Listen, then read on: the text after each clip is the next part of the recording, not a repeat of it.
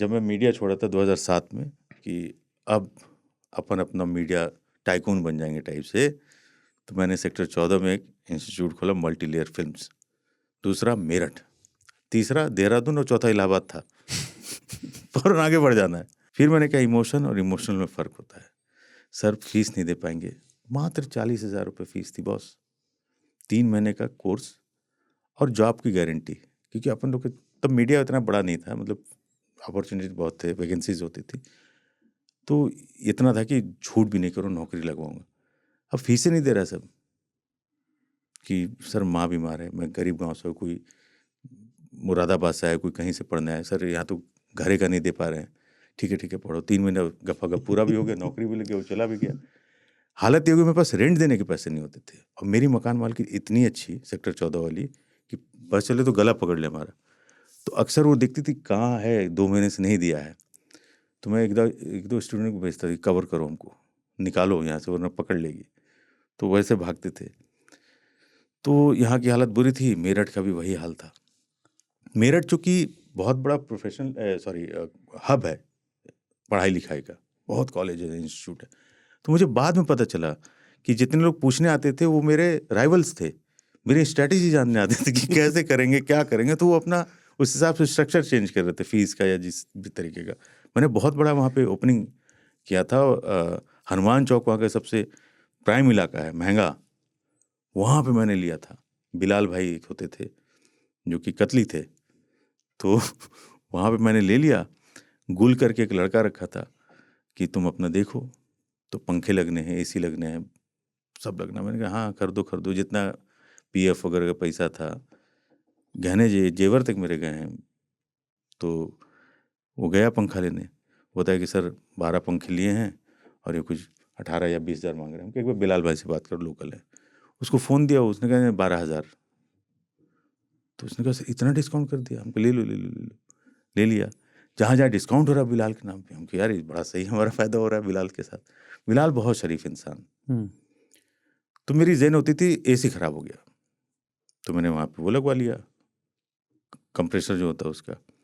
3 दिन बाद फिर ख़राब। आपको पता है कि मेरठ जो है ग्रे मार्केट है बहुत बड़ा, चोर बाज़ार। हाँ, तो उसने 3,000 का दिया था जो कि 8,000 का मिलता था, ख़राब हो गया। तो मैं फिर उसके यहाँ बनवाने गया, तो बिलाल का फ़ोन आया कि कहाँ हैं आप आसिफ भाई, लंच आपके साथ करने हम गए, वो गाड़ी का थोड़ा सा काम था वो करवा लो फिर आ रहा हूँ। अरे क्या होंगे, कंप्रेसर बदलवाए थे। कौन बात कराई मेरी? तो हम कहे लो भैया बात करो। कौन है? हम कहे बिलाल भाई हैं। कौन बिलाल है? हम कहे लो बात करो। उसके तो फाक तोड़ गए। जी भाई। फ़ोन रखा, बोला आप अपना पैसा भी लीजिए, हम नया भी लगा देंगे। हम कहे क्या हो गया? बिलाल भाई को जानते हो? कौन बिलाल भाई? बोले वो हनुमान चौक वाले। मैंने कहा हाँ हाँ। बोले भाई इसी चौराहे पे 3 आदमी। हम क्या बात, मतलब फिरा दिए इसी जगह। हम कहा हमारा हालत खराब, कि कहाँ फंस गए गुरु, हम भाग के आए।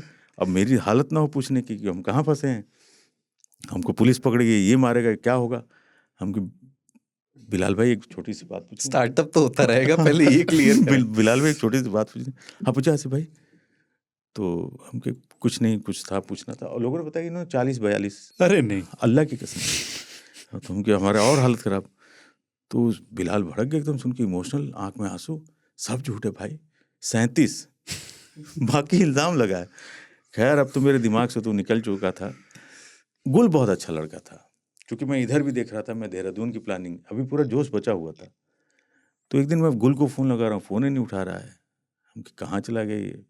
मेरठ गया तो गुल का नंबर ही नहीं लग रहा है। तो बताया कि 3 दिन से तो यहीं नहीं, उसका कमरा वमरा खोले सब गायब। तो चौथे 5वें दिन उसको फ़ोन आया कि हम घर आ गए हैं, बिहार शरीफ से थे। मैं क्या हुआ?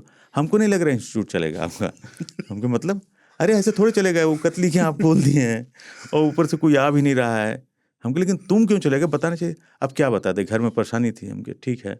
और जो 60,000 रुपये हमारे पास पड़ा था वही समझ लिया हमारा मेहनताना था, और फिर कभी दिल्ली आएंगे तो जरूर मुलाकात करें। हम तो चौराहे पे आ गए। अब मैंने वहाँ खूब पैम्पलेट, अखबारों में ऐड सब दिया था। फिर वो लोग आए पैसा वसूलने के लिए, मेरे 60,000, मेरे 30,000 की, और 12 मैक की मशीनें। मतलब कितने पैसे लगे होंगे। तो मैक की मशीनें जिससे लिए थी, रेपुटेशन अच्छा था, उसने वापस की, दे दीजिए पैसे, कोई बात नहीं। वहाँ पे बिलाल ने सबको बैठाया कि देखिए आसिफ भाई आए थे, इनका काम नहीं हुआ, मैं तो इनसे एक पैसे नहीं लूँगा। जबकि 40,000 रुपये उसका किराया था, 2007 की बात कर रहा हूँ, उसकी जगह की। उसने कहा सारा मेरी तरफ से मैं वेव कर रहा हूँ क्योंकि इनका नुकसान हुआ है, और मैं चाहूँगा आप लोग भी बढ़ के आए, इनकी मदद करें, सब फ्री, क्योंकि किसी को पंगे नहीं लेने थे। तो मैं बच गया, लेकिन मेरे करीब करीब जितनी सेविंग थी स्टार्टअप में चला गया। अभी भी मैं स्टार्टअप के मोड में रहता हूँ, मैंने कई बताया उसे, तुमसे डिस्कस किया, करूँगा। तो यही था अपना किस्सा। तुमने किया है कुछ? मेरा तो वही था, मतलब हाँ, कि समझ तुम्हारा रहा हूँ। होमवर्क कर दिया तो लाओ। मेरा चॉकलेट। एक दोस्त वो करता था, कॉमिक्स रेंट पे देता था वो। ये कॉमिक्स से याद है, एक तो हम पढ़ते थे, एक होता था किसी को पढ़ो तुमको सुनाओगे, कोई अच्छा पढ़ने वाला मिल जाता था।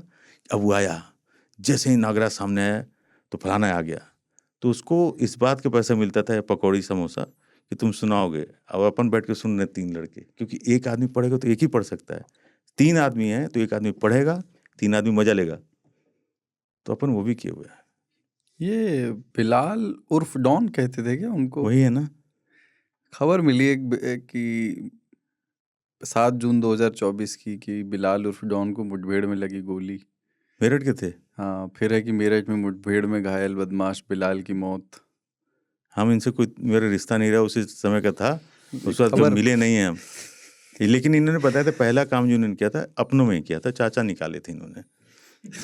निकाल लेते। हाँ, क्योंकि इनके अब्बा को चाचा ने निकाल दिया था, तो इन्होंने निकाला।